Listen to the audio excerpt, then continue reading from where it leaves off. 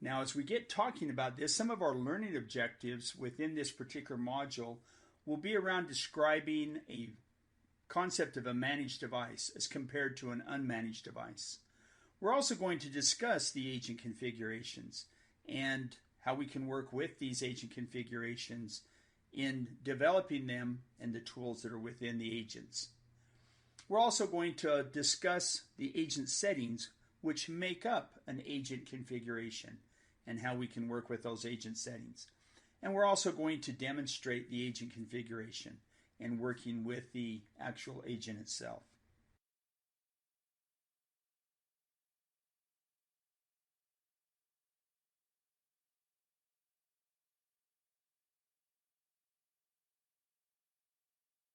Now, when we have a machine that does not have any Ivanti software on it, then we consider that machine an unmanaged device. We cannot manage that particular machine. And the intention of the Ivanti endpoint management software is to allow you to remotely manage devices.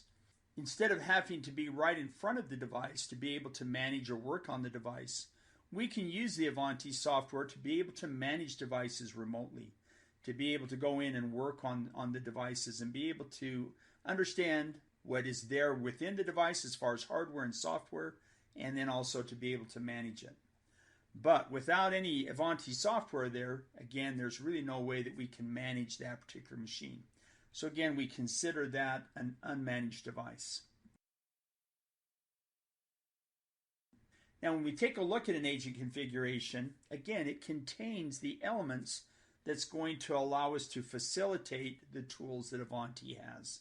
Things like inventory and remote control, our ability to do software distribution and patch management, or to control reboots or how we're going to interact with end users, and also our power management tools.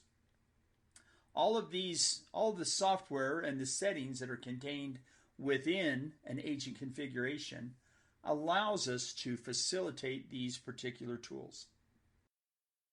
Now again, it's the agent settings that we're going to see that's going to allow us to really define our agent configuration. But these settings, these agent settings, are separated from the agent configuration. Yes, we're going to reference these agent settings within the agent configuration. It's what makes up an agent configuration, but we're going to be able to work with them as individual agent settings. Now this brings a lot of flexibility to us in the way that we can work with this agent. If we need to go in and make some subtle changes to our agent settings, we no longer have to go in and redeploy the agent all over again. We can go in and we can make what subtle changes we need to make, and then we can go in and then deploy out that specific agent setting and just keep that one particular setting up to date. The agent configuration is still there on the device. We can still work with and manage that device. But again, any changes to the settings that we need to make, we can make those, and then we can update those settings there on that device. Or on a per task basis, we could go into a scheduled task and we can specify specific settings that we might want to use in that scheduled task. Settings that are different from what's on the client machine, but still it gives us that flexibility to drive it in that fashion. So when we do have an agent configuration, we get that installed down onto a machine. We now consider that device a managed device. It has the software, it has the tools to allow communication to the core server. The core server can then, through the core server, we can then manage that device, and we can bring into action these features and functionality that we have as part of our software.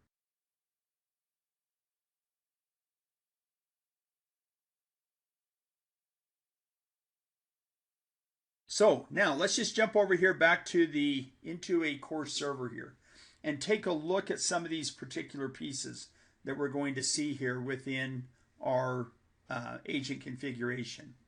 Now to get to the agent configuration, I'm going to come here to Tools, Configuration, and I'm going to drop down here down into the agent configuration. In this area here, first off, I can see some default agents here. These defaults are built out of the box as we are installing a core server. And they're here as an example of what different agent configurations might look like. And we can either use these, but the key thing here is you're going to want to make sure that you've taken ownership of the settings in these agent configurations, that you've made the settings yours. Otherwise, if you go in and just deploy these agent configurations out, you might get some abnormal behavior out of your machines that you weren't expecting, because again, you haven't taken ownership of those settings.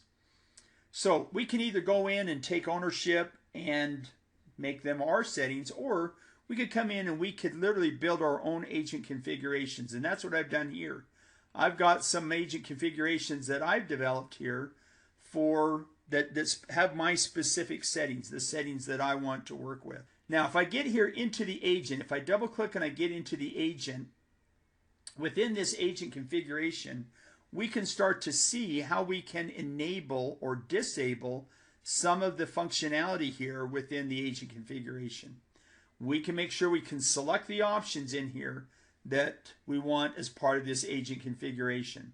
For example, by default, this real-time inventory and monitoring is turned off. However, you can see in my agent, I actually have that enabled.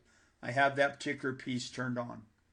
And then as we start to come down through the agent configuration, we're able to start to see these agent settings.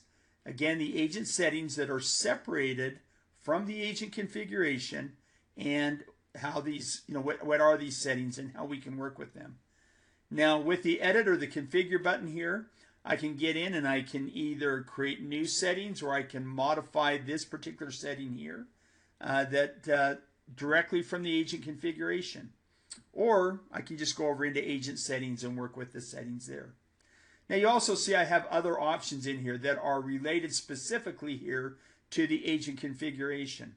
So again, they're not all of the settings are stored within the agent settings.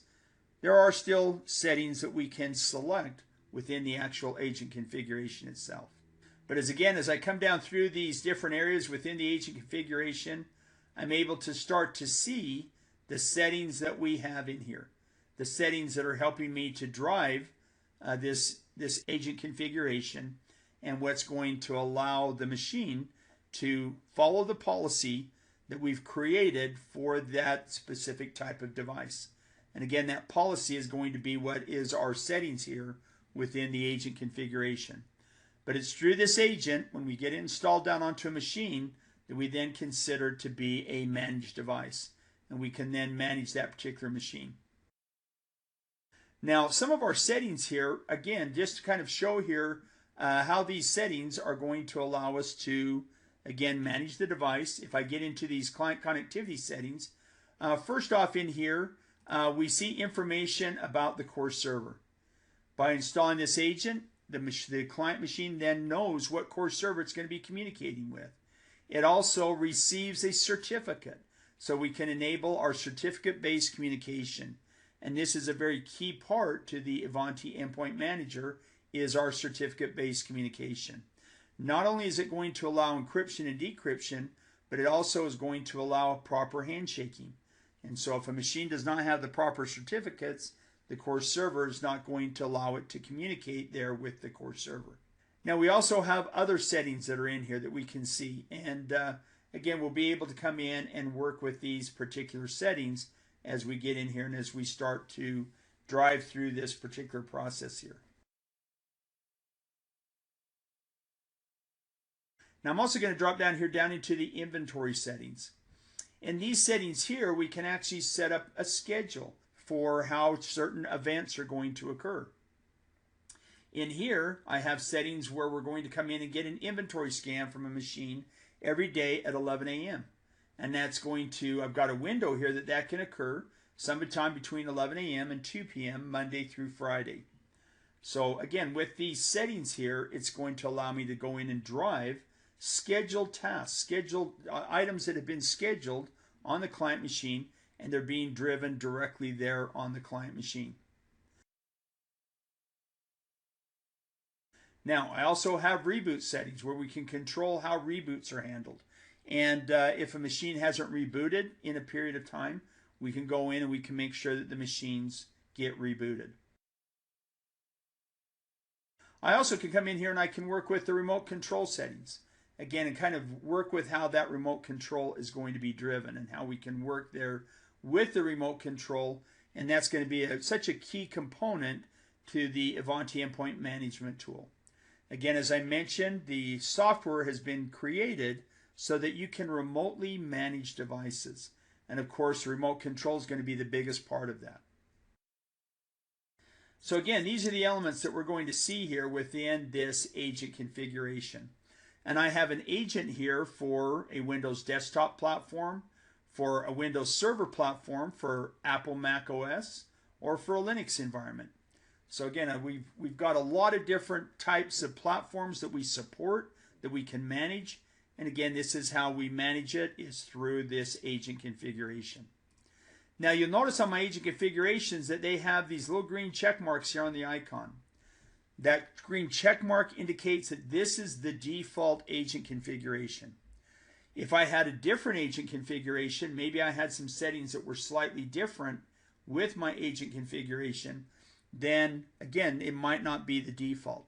And let me just demonstrate that. I'm going to take my agent configuration here for my desktop, and I'm going to come in and I'm going to copy that, and I'm going to paste in a copy here into my core server. I can always identify the copy because it always has a 1 after it in parentheses.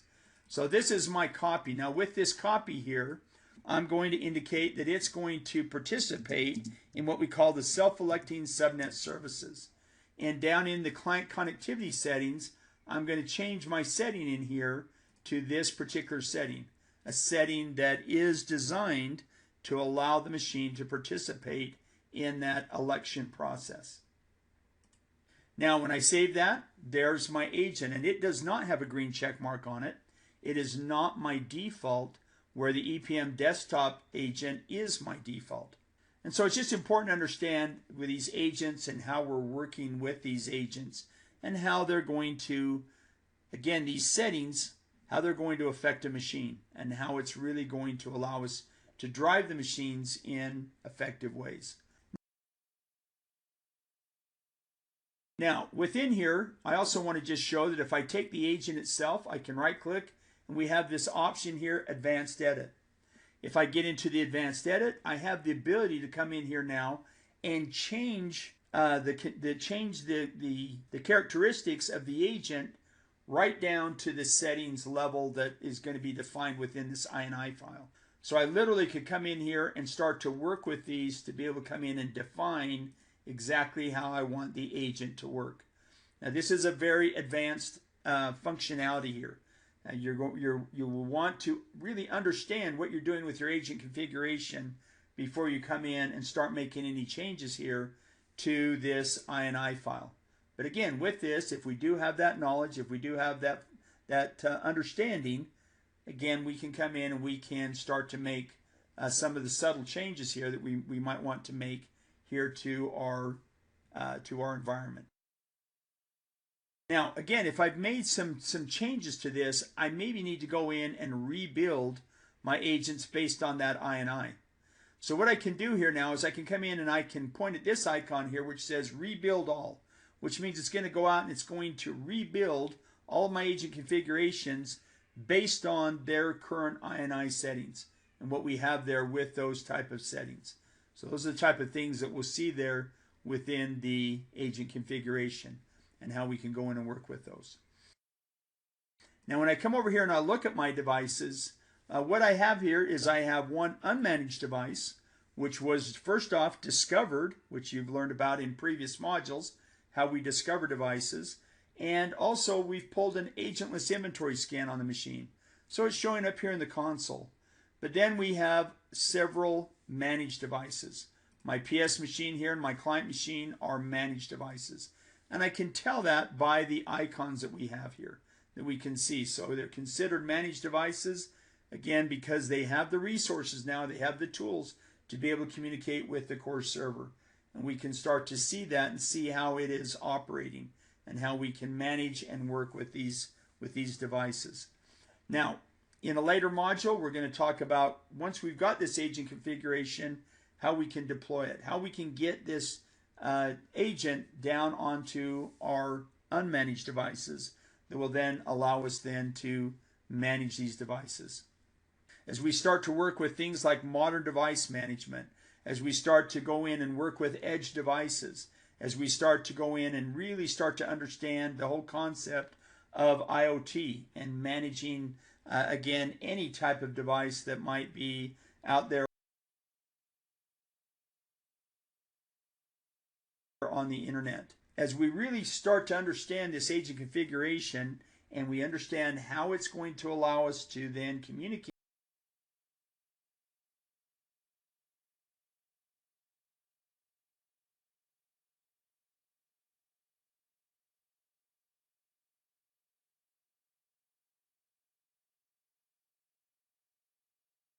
hopefully now you've got a better understanding here now of the agent configuration and what makes up that agent. Again, this would be our agent settings. And again, with these pieces, once we've installed it down onto a machine, the machine then is considered a managed device. And we can manage those devices. So again, thank you for being a part of this particular module, this session, and we will bring things to a close.